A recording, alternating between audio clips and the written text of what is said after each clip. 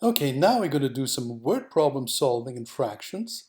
This is a very good time to test how well and how much you've actually understood problems, especially how deeply.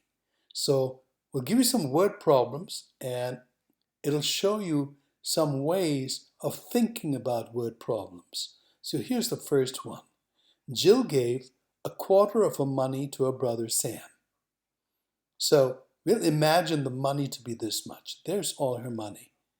And she gave a quarter of her money to her brother Sam and the remainder to her sister Pam.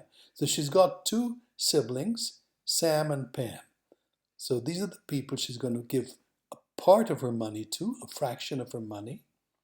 So she gives a quarter to Sam, split it into four. There's the quarter that goes to Sam. And then 2/3 of the remainder, that's the remainder. 2/3 of the remainder would be, this is the remainder. 2/3 of this, well, this is already split into three equal parts. That means these two goes to Pam. There. Now, what do we do next? She then put the money she was left with, the money she was left with is this.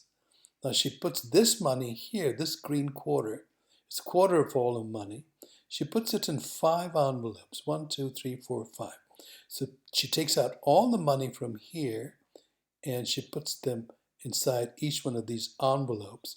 And each envelope has $20. That means that's the money inside each. So we know how much this is because that's 5 20s, right? So $20 bill. That means she must be having what? $100 in there. So that means each part is $100. Well, now it's very easy to answer this question. How much money did Jill have at the start? Well, she must have had $400. It's very easy to solve. It looks complicated at first, but it's actually when you think through it, using your understanding of fractions, you can solve it. So you get some confidence as you do these. So here's another way of thinking about it. If you look at the math behind it, this is what we did. That was all her money, and a quarter of her money went to Sam and something to Pam. So those are the two siblings. She took a quarter of this money, and that went to Sam. So we'll write here. What should we write? What fraction is this? A quarter, that's right. And 2/3 of the remainder. How much is the remainder? The remainder is, what fraction is the remainder? Who can tell? What fraction is this? 3/4, yes, 3/4 of her money. And she gave 2/3 of these 3/4. So we can write it as, this amount that she gave is actually 2/3 of 3/4. So if we work this through, we find that this is actually coming to just 1/2. So Sam gets a quarter of the money. Pam gets half of her money. Together, the two of them add the two, and it comes to 3/4 because half is 2/4. So that's the amount that were given to Sam and Pam. So what fraction is left? Obviously, 1/4 is left. And we know what she did with this. The money in here went in 5 envelopes. And so we've got the clue. Each envelope is 20. That means this must be what? How much? You did that? 100. That's right. So this quarter that's left, quarter of all her money, must be $100. Now that's easy to figure out now because this is times, and quarter times this money is this much. Remember, how do we find the original total? Well, divide 100 by a quarter, and that's how we get 400. So you can work this out mathematically without even having to draw this. Just think it through and record your thoughts. So let's look at this one. This problem is different. A box contains green and red marbles. So here's the whole box, and imagine it's split into a green section and the red section, and this is where the green marbles are, and this is where the red marbles are. Now, 5/6 of the green marbles and 4/5 of the red marbles were used in a game. So we used 5/6 of the green marbles. That means split this into 6 parts, and 5 of them are gone that were used in a game. So these 5/6 have been used up, and 4/5 of the red marbles were also used up in a game. So break this into 5 equal parts, and 4 of them were used up. There. We've shown everything. We're just showing what we're understanding of the problem. We're not trying to solve it yet. We're just going through a process of understanding the problem and recording it and working through it using the information that's been given. Now there's more information. 10 marbles of each color were left. Now we know this is what was left. This is used up. This is used up. This is left. So if it says 10 marbles of each color were left, that means this green and this red must be 10. Okay, now we know that all these are 10 and all these are 10 because if this is 10, the remaining fifths must be 10. If this is 10, the remaining sixths must be 10. So we know that. So now, what fraction of the marbles in the box was used in the game? Well, we can't know that if we don't know how many marbles there are in the box.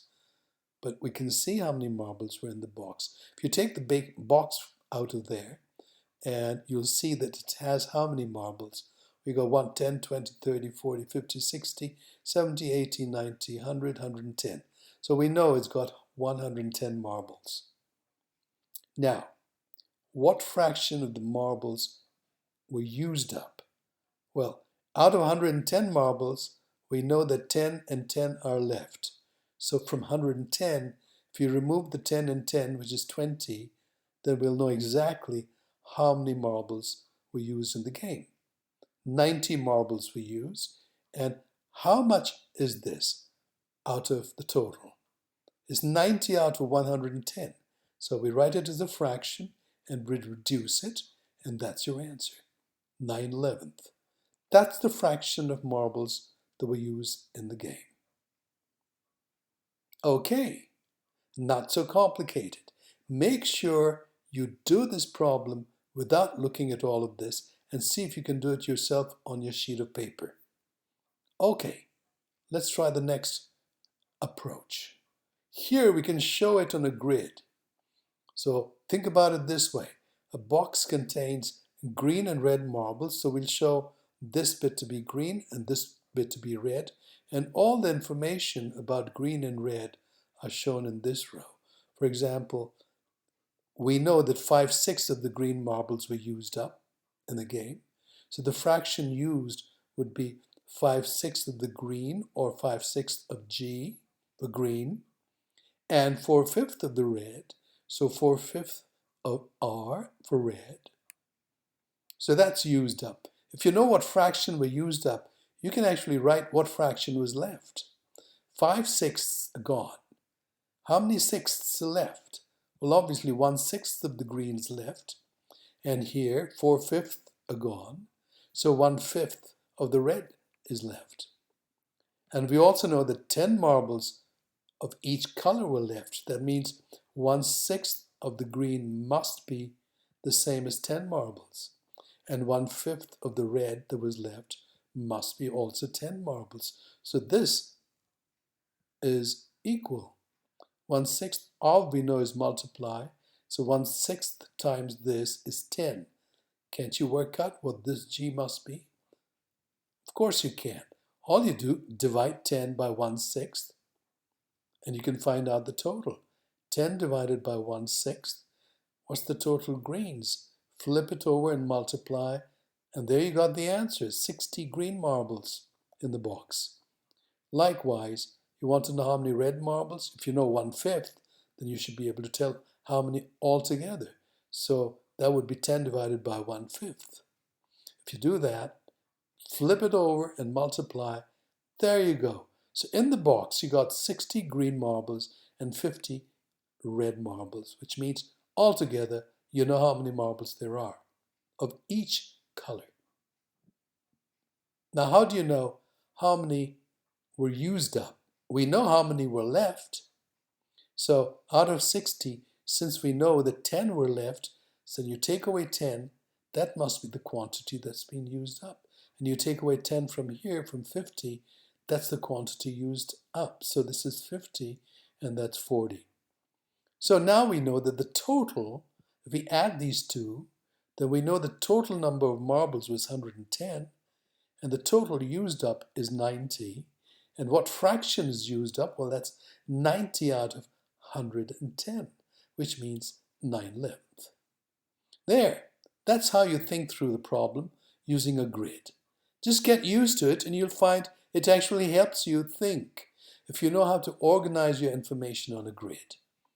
But do whatever you want, use your own method if you need to, but make sure you record your thoughts just like this over here, so that whoever's looking at what you've done will know what your thinking process was.